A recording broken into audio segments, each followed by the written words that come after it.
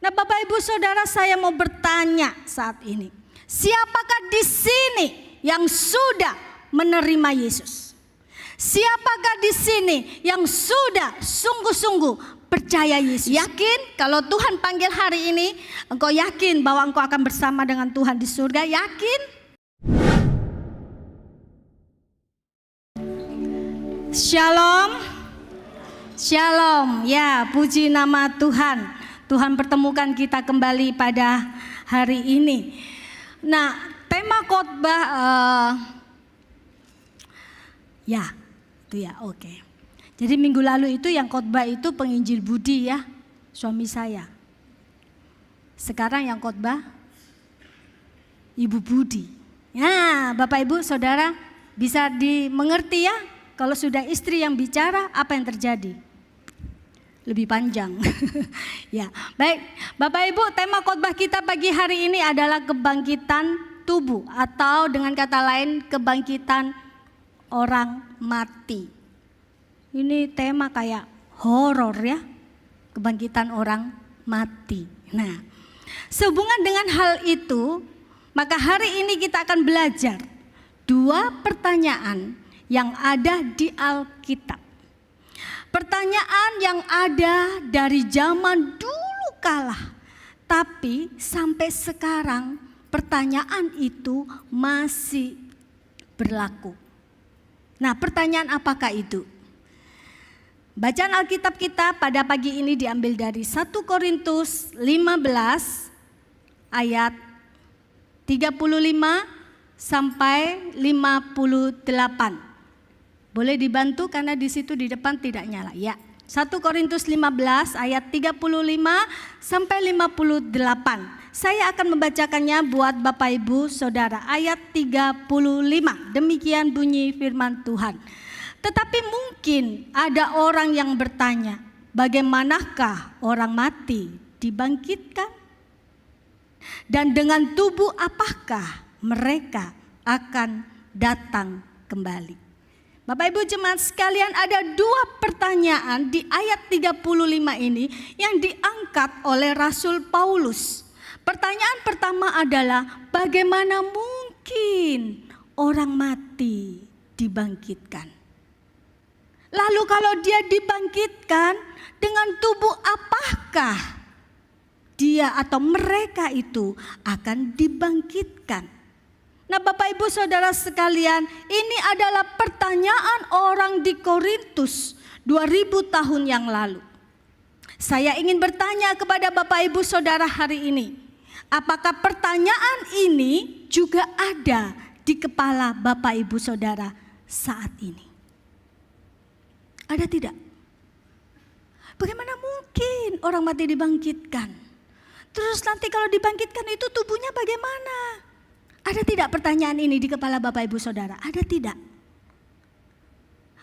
Kalau semua menjawab tidak ada, ya, sudah tahu semua. Sebenarnya saya tidak perlu khotbah. Iya kan? Semua sudah tahu.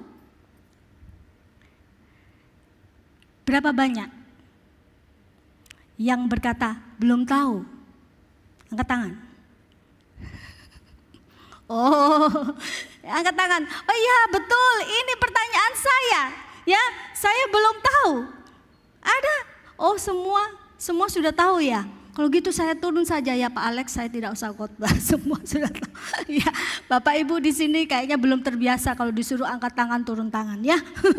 Oke, nah Bapak Ibu jemaat yang dikasihi Tuhan, terus terang saja bahwa persoalan atau pertanyaan seputar kebangkitan orang mati itu sudah lama ada dan masih sering dipertanyakan bahkan sampai masa sekarang ini.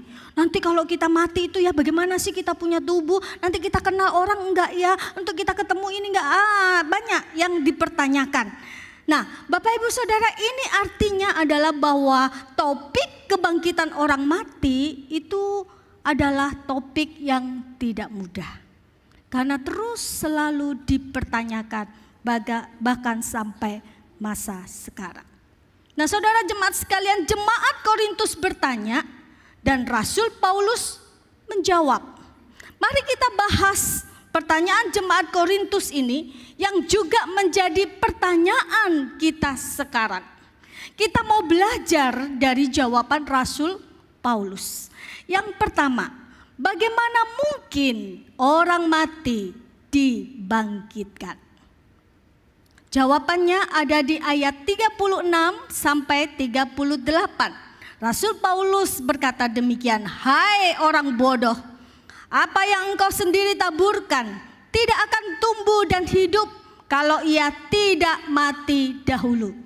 Dan yang engkau taburkan bukanlah tubuh tanaman yang akan tumbuh, tetapi biji yang tidak berkulit, umpamanya biji gandum atau biji lain. Tetapi Allah memberikan kepadanya suatu tubuh seperti yang dikehendakinya. Ia memberikan kepada tiap-tiap biji tubuhnya sendiri."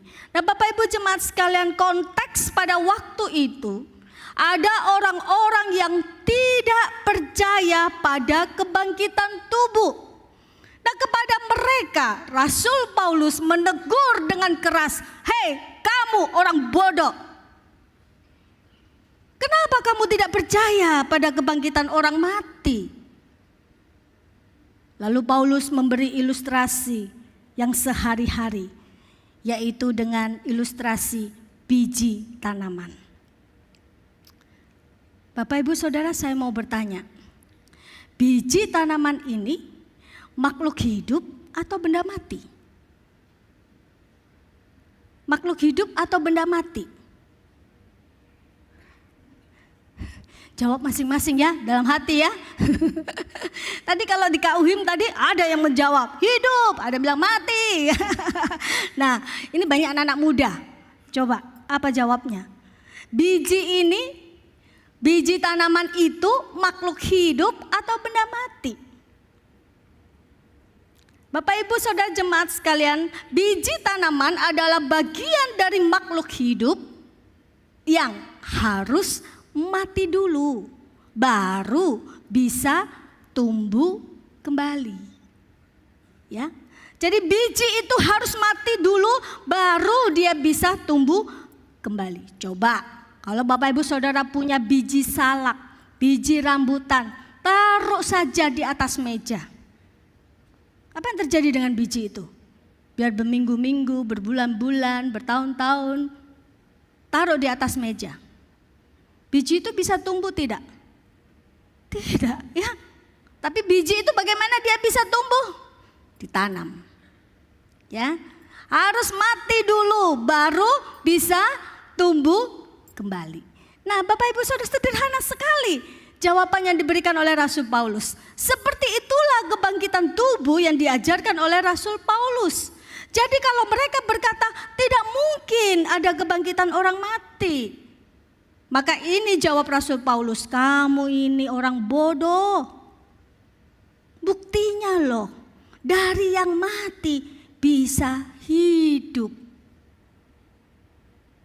Kita tidak tahu bagaimana caranya kok bisa hidup, ya? Tapi kenyataannya hidup. Kok bisa? Bagaimana caranya? Jawabnya, Allah yang menghidupkan kembali dan memberikan tubuh seperti yang dikehendakinya. Jadi Bapak Ibu Saudara, kesimpulan jawaban dari pertanyaan pertama ini adalah ada kematian, ada kebangkitan. Ada kematian, ada kebangkitan. Untuk mengalami kebangkitan diperlukan apa? Kematian. Ada kematian, ada kebangkitan. Dan kebangkitan Yesus itu menjadi dasar dari kebangkitan dan jaminan bagi kebangkitan kita. Seperti firman Tuhan berkata, sebab sama seperti maut datang karena satu orang manusia, demikian juga kebangkitan orang mati datang karena satu orang manusia. Karena sama seperti semua orang mati dalam persekutuan dengan Adam, demikian pula semua orang akan dihidupkan kembali dalam persekutuan dengan Kristus. Jadi untuk pertanyaan pertama ini kita sudah mendapatkan jawabannya. Kita percaya ada kebangkitan tubuh. Dan kebangkitan Yesus menjadi dasar dari kebangkitan dan jaminan bagi kebangkitan kita. Nah, selanjutnya pertanyaan yang kedua. Dengan tubuh apakah mereka akan dibangkitkan? Bagaimanakah tubuh kebangkitan kita? Jawabannya ada di ayat 39 sampai 46. Saya akan bacakan buat Bapak Ibu Saudara. Bukan semua daging sama. Daging manusia lain daripada daging binatang, lain daripada daging burung, lain daripada daging ikan. Ayat 40, ada tubuh sorgawi dan ada tubuh duniawi. Tetapi kemuliaan tubuh sorgawi lain daripada kemuliaan tubuh duniawi. Kemuliaan matahari berbeda dengan kemuliaan bulan. Dan kemuliaan bulan lain daripada kemuliaan bintang-bintang. Dan kemuliaan bintang yang satu berbeda dengan kemuliaan bintang yang lain. Ayat 42. Demikian pula halnya dengan kebangkitan orang mati. Ditaburkan dalam kebinasaan, dibangkitkan dalam ketidakbinasaan, ditaburkan dalam kehinaan, dibangkitkan dalam kemuliaan, ditaburkan dalam kelemahan, dibangkitkan dalam kekuatan. Yang ditaburkan adalah tubuh alamiah, yang dibangkitkan adalah tubuh rohania.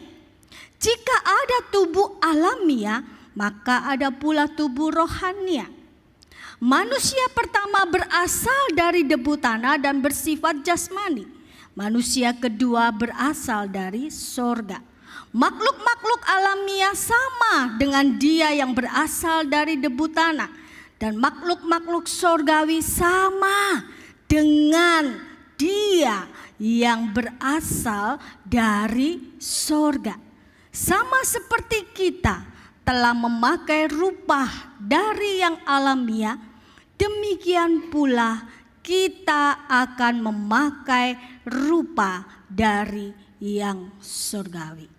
Jadi ayat ini seperti ini intinya. Rasul Paulus itu menjelaskan bahwa manusia itu mempunyai tubuh duniawi dan ada juga tubuh surgawi.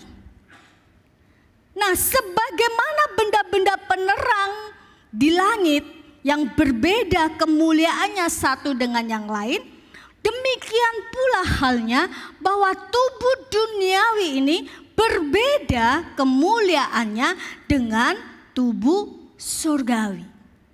Beda kemuliaannya. Nah, seperti ini perbedaannya. Tubuh duniawi, tubuh yang kita miliki ini sekarang, tubuh duniawi itu dapat binasa, hina, lemah, alamiah, yaitu berasal dari debu tanah. Jadi tubuh duniawi, tubuh kita ini lemah. Tubuh kita ini mudah sekali diserang oleh virus, oleh penyakit. Ya, kita gampang sekali sakit. Dan seiring waktu, tubuh kita ini akan mengalami kemerosotan. Semakin merosot, semakin lemah, dan kemudian akhirnya mengalami apa? Kematian. Nah, heran ya, jadi kalau kita sudah mulai masuk kepala 4, kepala 5, kepala 6 begitu ya, udah beda bukan? Ketika kita masih muda, masih remaja ya, wah sudah mulai encok-encok, ngilu-ngilu, rematik tangan, kaki tiba-tiba gemetar ya, tangan gemetar, aduh mata rabun ya. Itulah tubuh kita, semakin hari semakin mengalami kelemahan, kemerosotan, dan akhirnya mengalami kematian. Nah, tubuh surgawi berbeda dengan tubuh duniawi.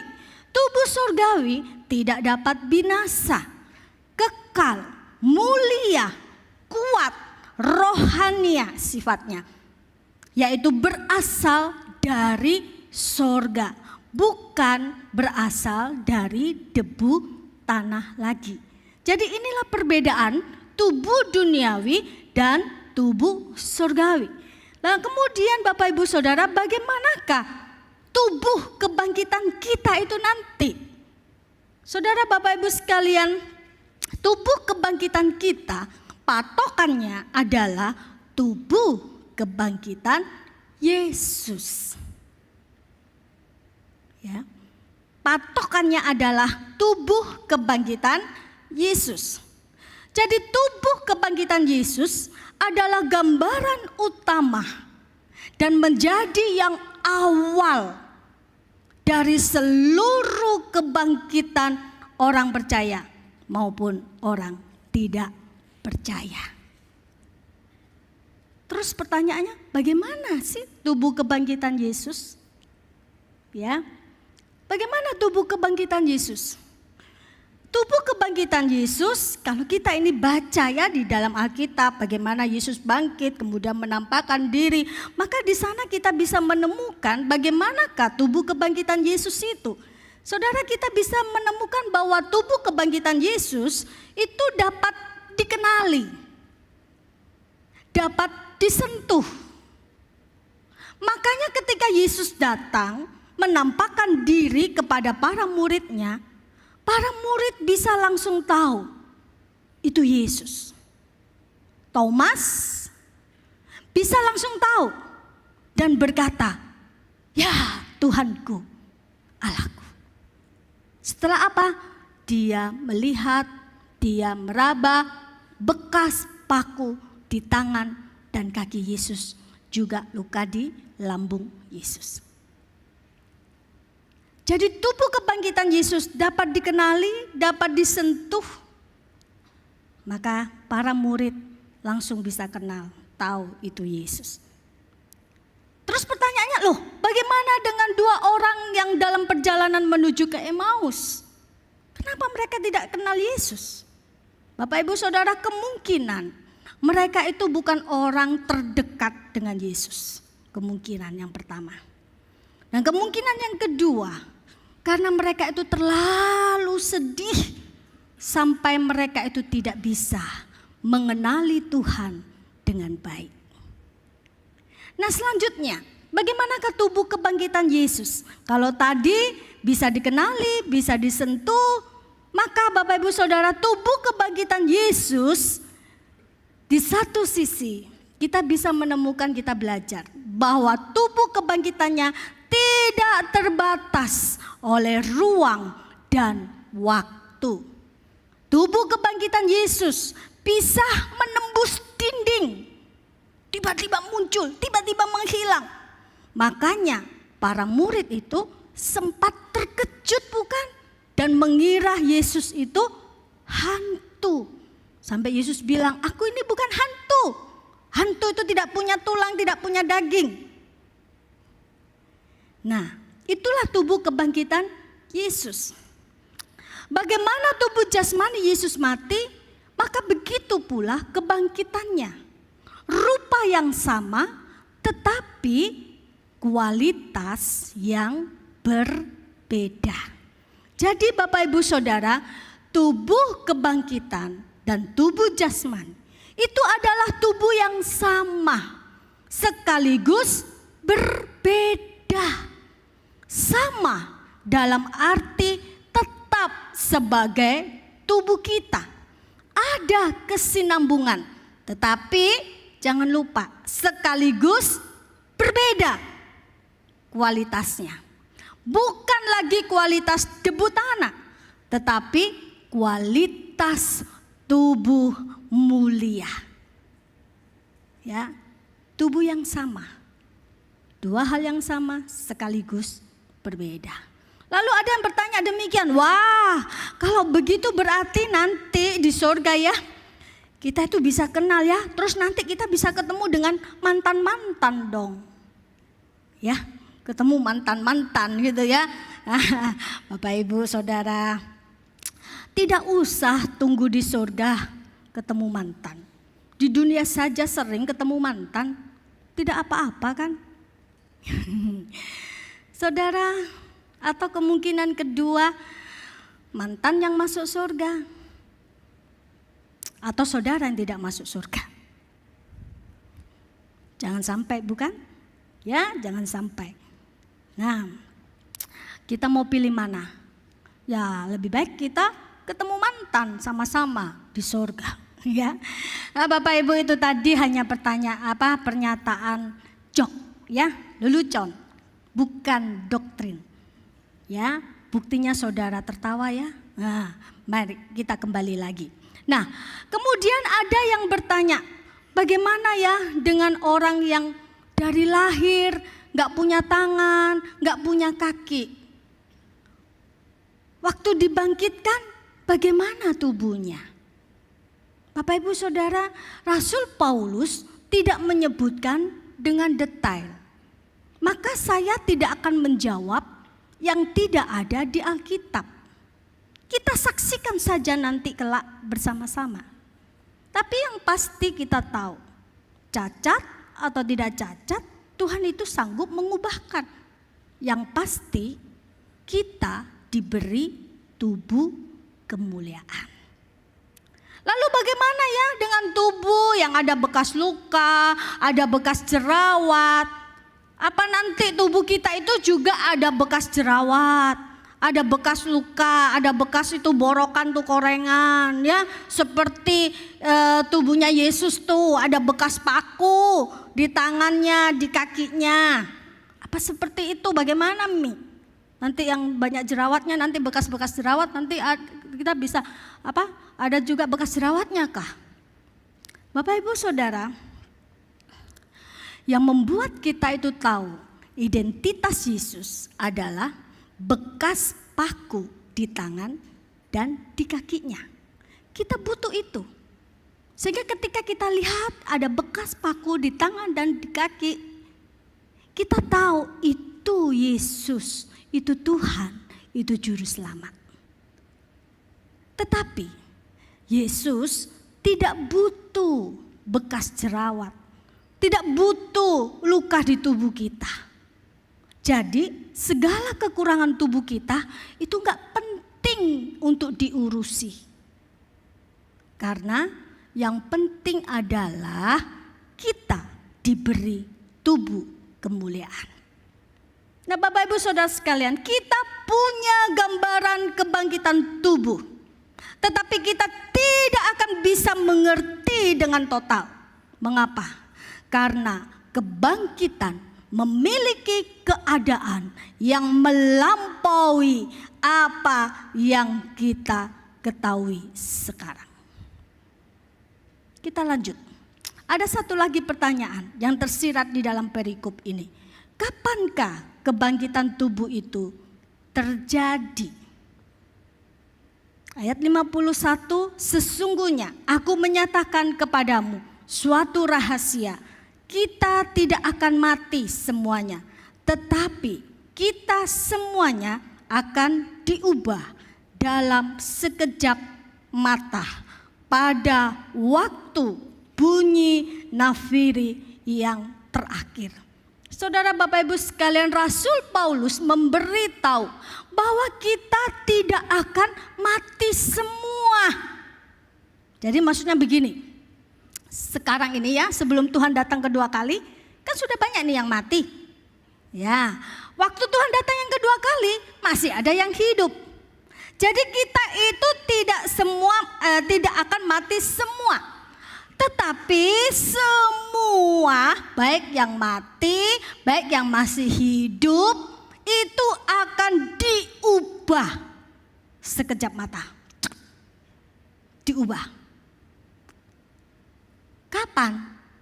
Yaitu pada waktu bunyi nafiri, yaitu kedatangan Tuhan yang kedua kali.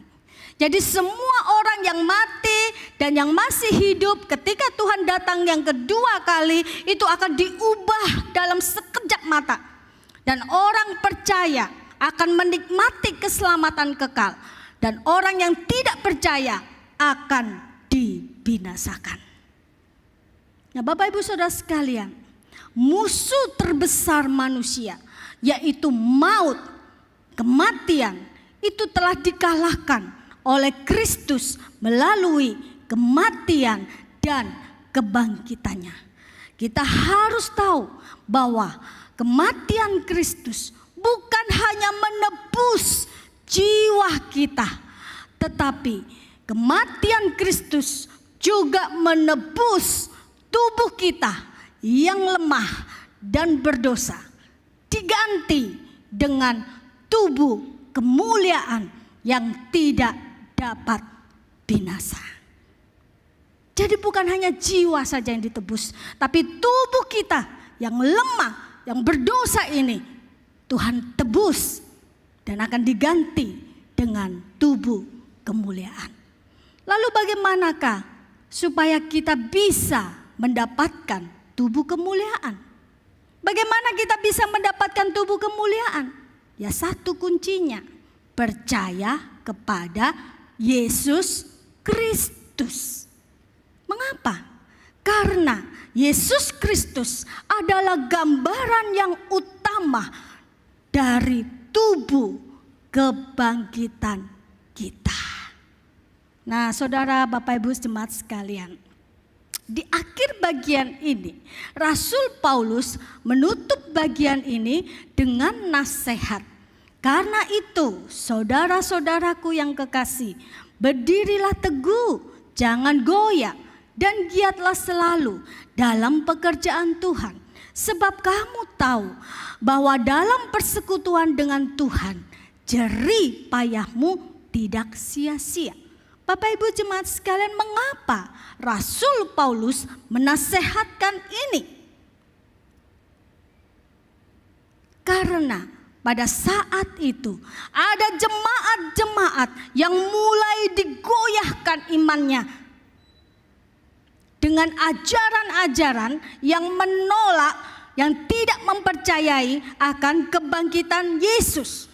Maka Rasul Paulus menasehatkan, jangan goyah, kamu harus berdiri teguh.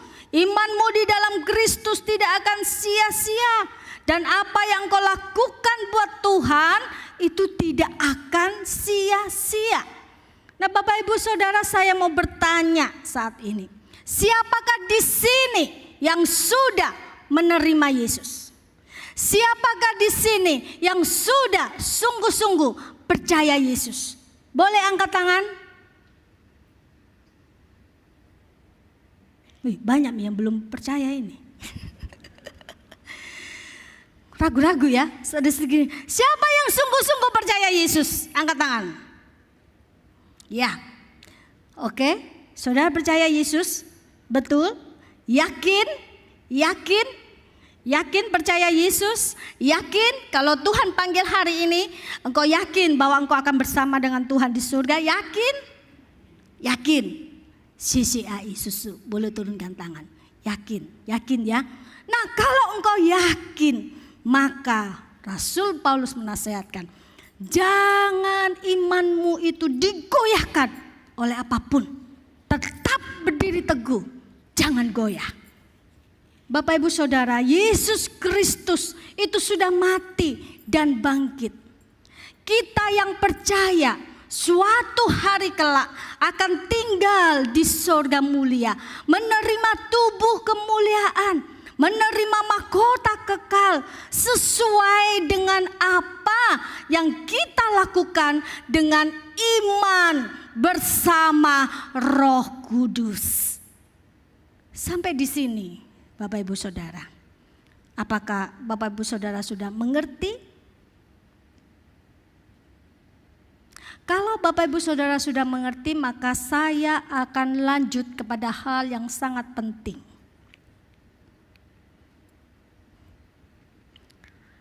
Apakah saudara percaya ada kebangkitan tubuh? Percaya tidak? Bapak Ibu jemaat sekalian, hanya di kekristenan satu-satunya diajarkan ada kebangkitan, ada pertemuan dengan Tuhan di sorga.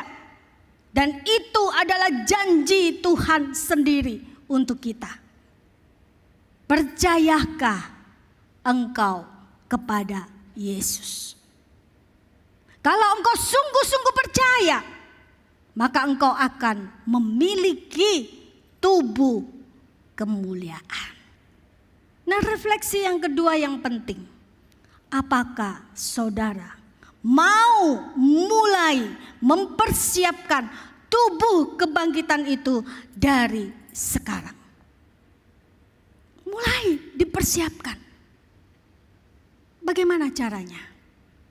Caranya tetap setia kepada Tuhan. Kasih kepada Tuhan itu terus justru harus apa? Semakin bertambah mengasihi Tuhan, mengenal Tuhan lebih lagi, lebih dalam. Melayani Tuhan dengan sungguh-sungguh, tidak asal-asalan. Benar-benar melayani, berkualitas. Tetap percaya kepada Tuhan. Sekalipun tubuh jasmani kita itu semakin lemah, semakin merosot, bahkan kita menderita dengan tubuh ini, kita tetap percaya kepada Tuhan. Tidak hanya sibuk pada tubuh yang lemah, tetapi kita juga harus sibuk mempersiapkan tubuh kemuliaan. Bapak Ibu jemaat yang dikasihi Tuhan, mungkin kepada bapak-bapak, opa-oma ya, yang sudah lanjut usia ya, semakin kita berusia, tentunya kekuatan kita juga berkurang, bukan? Kekuatan pelayanan kita itu bisa menurun.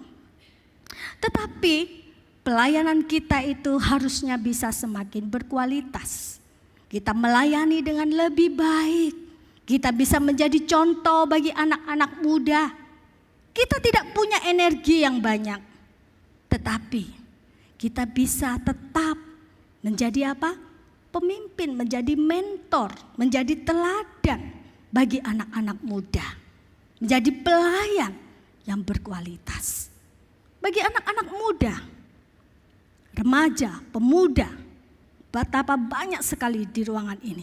Anak-anak muda, engkau masih muda, engkau banyak kekuatan. Kau masih harus mengembangkan talenta yang Tuhan kasih kepadamu. Kasih contoh kepada teman-temanmu, imanmu, pengharapanmu, kasihmu kepada Tuhan. Kasih contoh, tularkan itu kepada teman-temanmu. Bapak Ibu jemaat yang dikasihi Tuhan, iman kepada Kristus itu tidak meniadakan kelemahan atau penderitaan tubuh jasmani kita. Namun iman kepada Kristus itu membawa kita memiliki pengharapan yang pasti akan kehidupan baru bersama Tuhan di surga.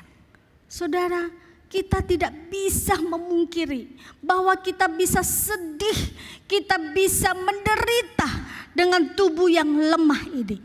Namun kita ingat bahwa di dalam Kristus kita memiliki pengharapan yang pasti. Jangan sampai kondisi tubuh yang lemah ini akan menghalangi iman kita, membuat iman kita yang sudah kita bangun berpuluh-puluh tahun itu kemudian hancur. Bapak Ibu Saudara, saya pernah cerita di sini, kalau Bapak Ibu pernah ingat, ada seorang bapak yang sakit gagal ginjal dan dokter sarankan harus cuci darah, menjalani pengobatan. Dia ini adalah seorang majelis gereja, dia seorang yang sudah lama bertahun-tahun ikut Tuhan. Namun kemudian satu hari dia mendengar bahwa di satu kota itu ada pendeta yang bisa menyembuhkan penyakitnya. Maka apa yang dia lakukan? Dia pergi ke kota itu. Dia pergi menemui itu pendeta. Asal syaratnya harus apa? Dibaptis ulang. Jadi dia pergi, dia tidak menjalani pengobatan, dia pergi dan kemudian dia dibaptis ulang. Padahal dia adalah seorang yang sudah menjadi anak Tuhan. Tetapi karena penyakit itu, kemudian dia seperti itu. Nah, Bapak Ibu Saudara yang dikasihi Tuhan, hati-hati. Kalau engkau mendengar pendeta ini bisa melakukan mujizat, pendeta ini bisa menyembuhkan. Saudara, bukan saya tidak percaya mujizat, tetapi Tuhan juga bisa pakai dokter untuk melakukan mujizat. Bapak Ibu jemaat sekalian, iman sekuat apapun tidak bisa meniadakan kelemahan tubuh jasmani. Tidak bisa. Musa, Daud, Elisa, Rasul Paulus, mereka itu adalah orang-orang yang beriman yang luar biasa. Tetapi iman mereka tidak meniadakan kelemahan dan penderitaan tubuh jasmani mereka. Mereka lemah dan mereka juga mati. Iman sekuat apapun tidak bisa meniadakan kelemahan tubuh jasmani. Tetapi kelemahan tubuh jasmani tidak boleh menghancurkan iman yang sudah kita bangun berpuluh-puluh tahun. Bapak Ibu jemaat sekalian, saya ingin bertanya, siapa di sini yang sedang sakit, yang lemah tubuh? Ada yang sedang sakit? Ada yang lemah tubuh? Tentu kita semua berharap berdoa supaya apa? Sembuh. Tuhan pulihkan. Saudara, kita berdoa bukan hanya untuk kekuatan di dunia ini, tetapi kita minta Tuhan tolong kita semua supaya kita meningkatkan tubuh rohani kita. Kita berdoa kalau Tuhan pulihkan, kita percaya Tuhan sanggup pulihkan. Dan jika tidak, kita berdoa agar sakit penyakit ini tidak membuat kita berubah setia kepada Tuhan. Bapak Ibu jemaat sekalian, penderitaan jasmani tidak membuat semangat kita meningkatkan kualitas tubuh rohani itu menjadi menurun. Jangan sampai iman kita ini pudar mengikuti kemerosotan tubuh jasmani kita. Firman Tuhan berkata, mari kita baca bersama-sama. 2, 3. Sebab itu kami tidak tawar hati, tetapi meskipun manusia lahiriah kami semakin merosot, namun manusia batiniah kami dibaharui dari sehari ke sehari. Kami tidak tawar hati, meskipun manusia lahiriah kami ini semakin merosot, namun manusia batiniah kami dibaharui dari sehari ke sehari. Siapakah yang akan memisahkan kita dari kasih Kristus? Penindasan atau kesesakan atau penganiayaan atau kelaparan atau ketelanjangan atau bahaya atau pedang? Tidak. Tidak ada yang bisa memisahkan kita dari Kristus. Kita adalah orang-orang yang lebih daripada pemenang oleh Dia yang telah mengasihi kita. Bapak Ibu jemaat sekalian, maukah engkau mempersiapkan tubuh kebangkitan dari sekarang? Dengan cara bagaimana? Tetap setia kepada Tuhan. Melayani Tuhan semakin berkualitas. Bukan soal banyaknya pelayanan yang kita lakukan, bukan. Tapi bagaimana pelayanan kita itu berkualitas. Tubuh jasmani ini makin merosot, makin lemah. Tetapi kita mau fokus pada tubuh kebangkitan.